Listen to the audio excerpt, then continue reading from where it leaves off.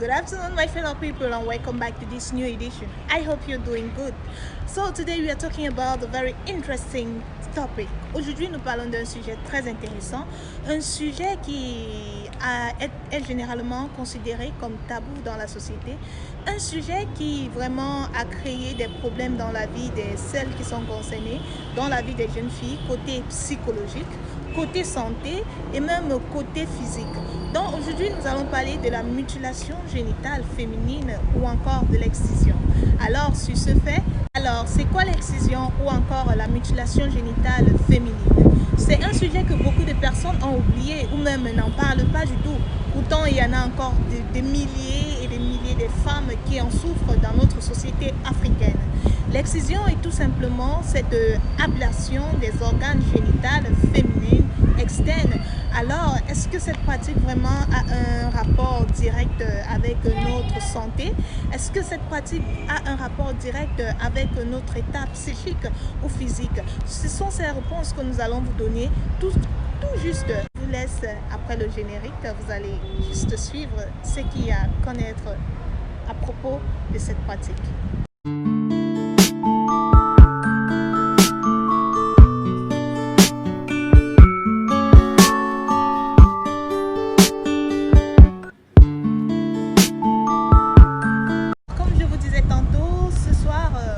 Accompagnée de cette jeune fille.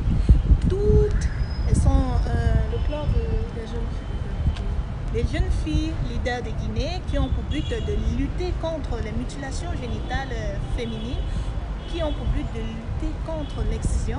Elle va nous parler des expériences de ces jeunes filles, elle va nous dire leur quotidien, elle va nous parler des conséquences psychologiques, quelles sont les conséquences psychologiques qu'elle rencontre avec ces jeunes filles qui ont eu à pratiquer comment on appelle ça, bref, l'excision. Quels sont vraiment les troubles que cette jeune fille rencontre? Alors, je vais laisser la parole à Angela qui va nous accompagner et qui va nous dire ce qu'elles en pensent par rapport à l'excision et quelles sont vraiment ces conséquences-là chez les jeunes filles. Pour moi, c'est Angèle Koumele Sedame, membre du club des jeunes filles leaders de Guinée. J'ai 14 ans et je suis en classe de 9e année. Tout d'abord, je vais vous parler de l'excision. L'excision, c'est vraiment une pratique qui se fait le plus souvent dans mon pays, la Guinée, et dans plusieurs autres pays en Afrique. Ici, chez nous, en Guinée, les parents pensent que exciser une jeune fille, c'est diminuer son excitation pour qu'elle reste vierge jusqu'à son mari. Moi, je pense que ça, c'est quelque chose qui n'est pas vraiment valable parce que moi, je ne suis pas excisée. Pour une jeune fille qui veut poursuivre ses études et rendre fiers ses parents, elle est capable de faire tout pour ça. Donc, je vais parler un peu des conséquences qui sont liées à l'excision. Tout d'abord, il y a des douleurs pendant la menstruation que ces jeunes filles peuvent avoir. Il y a de la stérilité et il y a des décès lactiques. Et ces jeunes filles sont vraiment traumatisées lors des rapports sexuels parce que vraiment elles ne se sentent pas à l'aise et elles ont un trouble vraiment qui les empêche de faire des rapports sexuels convenables à cause de cette douleur qu'elles peuvent recevoir. Alors, la mutilation génitale féminine à applaudir, qui n'est pas vraiment à honorer. Pourquoi? Parce que les jeunes filles en souffrent.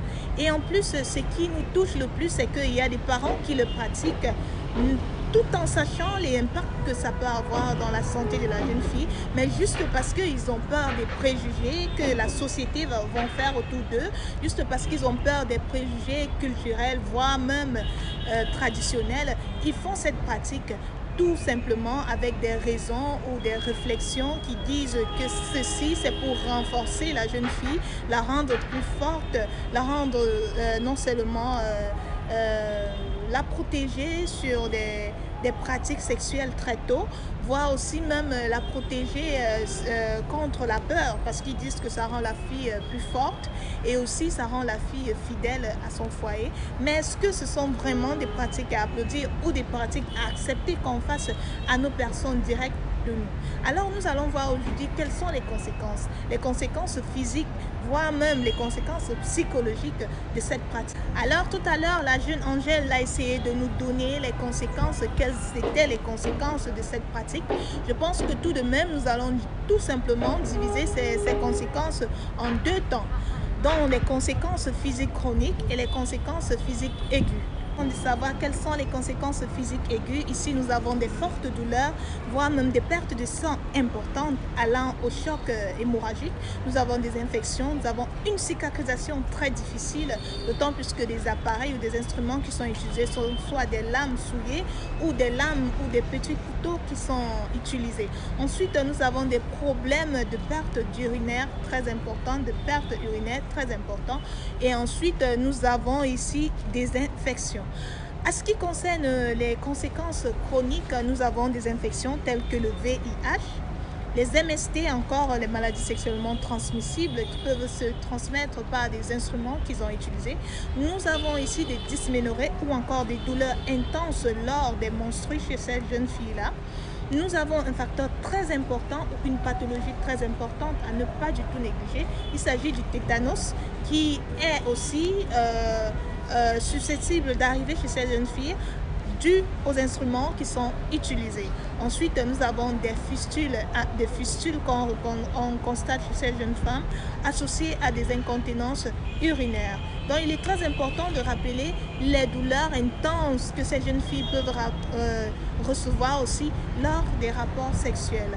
Ensuite, nous avons une stérilité à long terme, juste tout simplement par cette pratique. Nous savons qu'il y a une ablation de l'organe génital féminine qui permet aussi à la reproduction. Ceci n'est plus facile pour celle-là d'enfanter ou de concevoir. Donc il est très important de réfléchir avant de faire cet acte. Dans les amis, nous parlons des types de mutilation génitale externe. Nous avons 4 types, dont 3 sont des principaux. Nous avons premier type qui est encore appelé la clitoridectomie, qui a pour but d'ablaire le prépuce qu'on retrouve autour du clitoris, ou même l'ablation totale ou partielle du clitoris ensemble avec ce prépuce-là. Ensuite, nous avons le type 2. Le type 2 qui est encore une ablation du clitoris et également inclut l'ablation des petites lèvres de façon partielle ou de façon totale. Ensuite, nous avons celui qui me touche beaucoup, c'est l'infibulation qui consiste à l'ablation totale des petites lèvres, du clitoris, voire tout l'appareil génital féminin externe. Ensuite, une suture est faite au-dessus et on laisse un petit orifice dans lequel va juste s'écouler l'urine et voire même les menstrues. Ensuite, nous avons le 4e type qui est des différents types, qui est le type de pratiques dans lesquelles on fait soit une perforation du clitoris, soit une cauterisation en utilisant du feu. Ceci permet d'éviter des hémorragies, soit encore même une perforation des grandes ou des petites lèvres. Donc toutes ces pratiques-ci sont très importantes à dénoncer parce que moi je ne pense pas que ce soit des pratiques pour une évolution de la personnalité humaine de façon normale. Je pense qu'ici c'est une violation de droits de l'homme parce que vraiment ça ne nous avance à rien d'arriver à ces pratiques-là. Donc il est très important de savoir ces 4 types. La grande question est de savoir qui pratique l'excision, chez qui on peut pratiquer l'excision. Alors généralement en Égypte en 2010, l'excision a été pratiquée, près de 15% a été pratiquée par le personnel de santé. Mais ceci a déjà été interdit par non seulement l'OMS mais aussi par l'UNICEF. Il est très important de savoir les personnes qui pratiquent l'excision, soit c'était des personnels de santé, mais dans les coutumes ou dans des traditions, ce sont des personnes âgées, des vieilles femmes qui le pratiquent chez qui? Chez ces jeunes filles de 5 à 14 ans.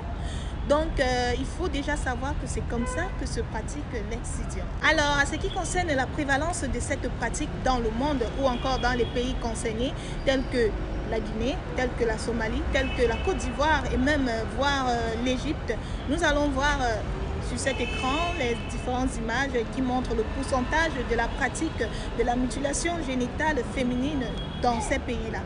J'ai été accompagnée par cette jeune fille qui nous a parlé des pratiques, comment la pratique se fait, quelles sont les conséquences de cette pratique ici dans son pays. Et j'espère qu'après cela, les parents vont essayer d'être conscients de cette pratique parce que vraiment cette pratique n'est pas à féliciter, n'est même pas. Nous allons déjà dire un grand merci à toutes ces associations qui luttent contre la mutilation génitale féminine. Ensuite, nous allons aussi dire merci à ces hommes-là qui dénoncent déjà le fait qu'ils ne peuvent plus être épanouis dans leur relation ou dans leur ménage avec leurs femmes juste parce que ces femmes ont été traumatisées dans leur tendre enfance. Donc il est très important de dénoncer cette pratique et surtout d'arrêter la pratique parce que nous savons déjà qu'elles en souffrent.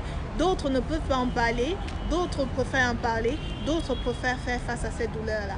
Donc sur ce, Astuce Santé avec juste ce petit exposé à vous faire sur la mutilation des organes génitaux féminins ou encore l'excision. Sur ce, je vous remercie. Restez toujours fidèles à notre channel. God bless you. Stay blessed. Bye bye.